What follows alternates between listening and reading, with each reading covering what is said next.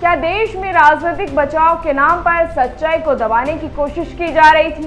नमस्कार, मैं रेणुका चौधरी और आप देख रहे हैं द इंडिया। हाल ही में पश्चिम बंगाल के मुर्शिदाबाद में वक्फ संशोधन कानून के विरोध के नाम पर हुई हिंसा को लेकर जो खुलासे हुए हैं, उन्होंने पूरे राज्य की राजनीति को झकझोर दिया। इस हिंसक घटना की जांच के लिए कलकत्ता हाईकोर्ट द्वारा गठित 3 सदस्यीय एसआईटी की रिपोर्ट सामने आने के बाद तृणमूल कांग्रेस यानी टीएमसी और मुख्यमंत्री ममता बनर्जी की सरकार पर भी गंभीर सवाल उठने लगे। रिपोर्ट में साफ तौर पर न सिर्फ टीएमसी के एक नेता का नाम सामने आया है, बल्कि राज्य की पुलिस और प्रशासन की भूमिका को भी कटघरे में खड़ा किया है। इससे पहले टीएमसी की तरफ से इस घटना के लिए बाहरियों और बीएसएफ को जिम्मेदार ठहराने की कोशिशें की जा रही थी की खबरें भी सामने आ रही थी, लेकिन जांच रिपोर्ट ने इन दावों को पूरी तरह नकारते हुए टीएमसी और राज्य सरकार की संलिप्तता को उजागर कर दिया। इस मुद्दे पर केंद्रीय विदेश राज्य मंत्री कीर्तिवर्धन सिंह ने अयोध्या दौरे के दौरान कहा कि देश अब इन आंतरिक और बाहरी खतरों का सामना करने में पूरी तरह से सक्षम है और मोदी सरकार ने बार बार ये करके भी दिखाया है।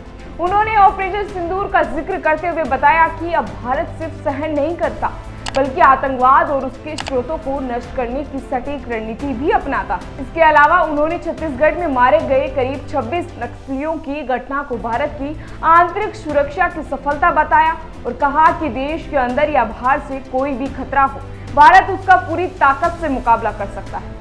उन्होंने स्पष्ट किया है कि भारत के कानून और सुरक्षा से कोई खिलवाड़ अब बर्दाश्त नहीं किया जाएगा। वहीं भाजपा सांसद सुधांशु त्रिवेदी ने कहा कि वर्तमान समय में देश में जिस तरह की विशेष प्रकार की राजनीति चल रही है, जिसे लेकर ऐसा दिखाई पड़ता है कि वह देश की आंतरिक सुरक्षा और ढांचे को नष्ट करने के लिए किसी भी हद तक जाने को तैयार है।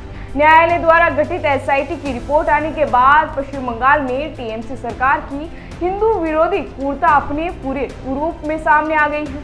मुर्शिदाबाद हिंसा पर बात करते हुए उन्होंने कहा कि अब जब एसआईटी रिपोर्ट सामने आ चुकी है तो कानून अपना काम करेगा और जो भी दोषी पाया जाएगा उसके खिलाफ कार्यवाही भी की जाएगी, चाहे वह कोई भी हो। इस पूरे घटनाक्रम से यह बात साफ होती है कि अब सच छिप नहीं सकता, न ही राजनीति के नाम पर कानून की अनदेखी की जा सकती है। फिलहाल इसी तरह की जानकारी के लिए बने रहिए हमारे साथ और देखते रहिए द इंडिया।